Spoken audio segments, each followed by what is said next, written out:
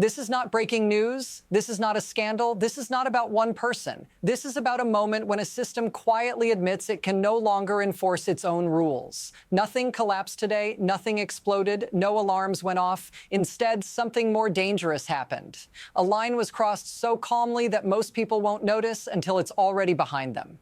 You are taught to believe that institutions fail loudly, that when the system breaks, it does so in public, under pressure, with drama and chaos. That is not how this works. The most serious failures arrive politely, through paperwork, through procedure, through someone finally saying, "I have no tools left." If that sentence doesn't bother you yet, it should. Because once enforcement becomes optional, everything else becomes theater. Stay with me. What comes next explains why this didn't start today and why it won't stop here. You are told that power lives in offices, in titles, in elections.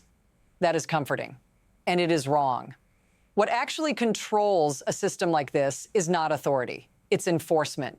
Rules do not matter because they are written. They matter only when they can be imposed on someone who refuses to comply. For decades, enforcement was invisible because it worked. Orders were followed. Warnings mattered. Consequences arrived before defiance became habit. But that balance has shifted. When a system encounters a person it cannot compel, it faces a choice: escalate or normalize the failure. Normalization is quieter, safer in the short term, more lethal over time. Because once one actor discovers that penalties are absorbable, that defiance is survivable, that delay is infinite, the system is no longer in control. It is negotiating with its own authority. And when enforcement becomes conditional, every institution downstream begins to weaken. That's the frame you need.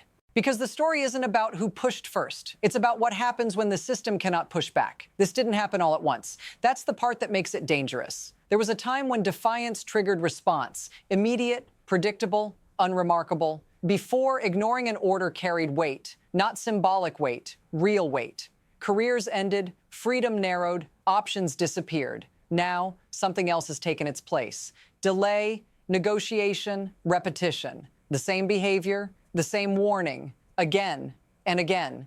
Slow change is the most effective kind because it feels procedural. Each step looks temporary. Each exception feels justified. Each tolerance sounds reasonable in isolation, until the before becomes unimaginable. Before, enforcement stopped escalation. Now, escalation tests enforcement. And every unanswered test teaches the same lesson. The boundary is movable. That lesson doesn't stay contained. It spreads laterally, across cases, across institutions. What you're watching isn't a sudden crisis. It's accumulated permission, and the system is about to collide with the consequences of allowing it. Then the system flinched. Not with outrage, not with speeches, with a document. A federal judge reached the end of the line. Warnings had failed, penalties had failed, contempt had failed, 14 violations, not alleged, documented, orders ignored, restrictions breached, witnesses contacted, proceedings disrupted, each incident logged, time-stamped, entered into the record. And then something happened that had never happened before. Not in scandal, not in crisis, not in the moments people still cite as proof the system works. The judge stopped trying to enforce and instead escalated past her own authority. She sent everything forward, all of it, evidence, transcripts, records, along with a conclusion that landed like a verdict without a trial. This behavior had become a danger to the administration of justice itself. If you're wondering why that matters, don't look at the defendant, look at the precedent. Because once a judge admits the tools no longer work, the system is no longer testing one person. It's testing itself. And the clock started the moment that file was submitted. This is where the mechanism becomes visible. Courts are not powerful because judges speak. They are powerful because disobedience costs more than compliance. Fines work when money hurts. Contempt works when freedom matters. Orders work when escalation is credible.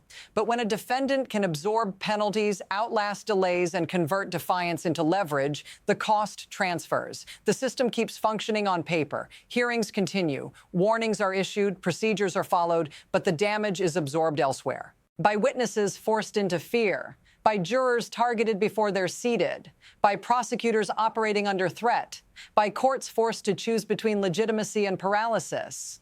Who benefits from that imbalance is obvious. Who pays for it is quieter. Every unpunished violation teaches future defendants that rules are elastic, that compliance is optional if you are loud enough wealthy enough, or central enough. This is how enforcement decays without repeal. No law is struck down, no ruling overturned. The system simply learns to tolerate what it once stopped. And once tolerance replaces consequence, the next escalation isn't shocking. It's expected. After that, things sped up. Not because anyone planned it, because momentum took over. More violations, more warnings, shorter intervals between them, language sharpened, crowds activated, signals sent.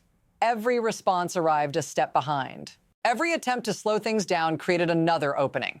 Evidence piled up, screenshots, transcripts, audio, not confusion, clarity, intent discussed, boundaries mocked, orders treated as obstacles, not limits. And the system faced a problem it was never designed to solve quickly. What happens when escalation is performed in public and restraint is interpreted as weakness? At this stage, enforcement isn't just failing. It's being challenged, openly, repeatedly. And once that challenge becomes visible, the audience changes. Defiance stops being private, it becomes instructive. Others begin watching for cues, for permission, for proof that the rules don't really apply. That's when containment ends. Because the next move isn't legal, it's behavioral. This is where it reaches you, not as theory, not as history, as proximity. When enforcement weakens at the top, it doesn't stay there. It travels downward. You see it in delays that suddenly feel normal, in rules that are enforced selectively, in threats that linger without response. You learn quietly that process no longer guarantees protection, that outcomes depend on who is loudest, not who is right. For people inside the system, the cost is immediate. Staff who need security, families who adjust routines, careers recalculated around risk. For you, the damage is subtler. Trust erodes. Expectations narrow. You begin to anticipate instability instead of fairness. That shift changes behavior. Caution replaces participation. Silence replaces confidence. If you've ever wondered how systems hollow out without collapsing, this is it. Stay with me.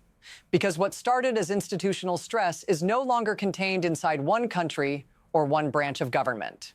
Instability doesn't respect borders. When a system that claims global leadership shows signs of internal enforcement failure, everyone notices. Allies don't ask whether the process is legal. They ask whether it is durable. They watch orders ignored, deadlines stretched, escalation met with hesitation, and they adjust. Coordination slows, commitments soften, confidence thins. At the same time, adversaries observe something else, not chaos, opportunity. They don't need collapse. They need distraction. A system consumed by internal legitimacy crises has fewer resources for deterrence, less patience for coordination, less credibility when it draws lines elsewhere. Markets respond the same way. Uncertainty doesn't have to become panic to be costly. Capital hesitates. Decisions pause. Risk premiums rise. None of this announces itself as crisis. It arrives as friction, and friction applied long enough reshapes behavior. The danger now isn't whether the system survives this moment. It's what the world learns from how it does. From here, the system has three paths. None of them are clean. None of them restore what existed before. The first is adjustment. Institutions harden. Rules are enforced earlier. Tolerance narrows. The system survives by becoming less flexible, less forgiving, more rigid than it was designed to be. That preserves order, but at a cost. The second is erosion. Nothing breaks outright. Processes continue. Votes are held, cases move forward, but enforcement remains selective. Consequences remain negotiable. The lesson holds.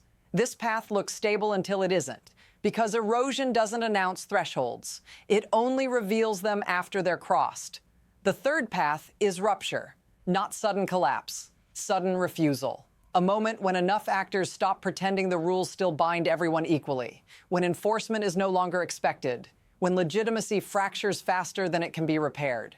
Which path emerges doesn't depend on intent. It depends on repetition. What happens next isn't decided by one ruling or one vote. It's decided by what behavior is allowed to stand. And that decision is being made right now, whether anyone says so out loud or not. This is the part people want to end cleanly, with reassurance, with resolution, with the sense that the system corrected itself and moved on. That ending isn't available. What happened here can't be unseen. A judge admitting the limits of enforcement, a system escalating because it could no longer contain defiance internally. Those are signals. They don't disappear after a vote or a verdict. The question now isn't what happens to one individual. It's whether enforcement remains a principle or becomes a performance. Because once a system teaches its most powerful participants that delay works, that defiance pays, that consequences arrive slowly or not at all, the lesson spreads faster than any ruling can stop it. Nothing forces a collapse, but nothing guarantees containment either. If you want to understand what comes next, you have to stop watching outcomes and start watching behavior. That's where the future shows itself first. Stay with me. This isn't over.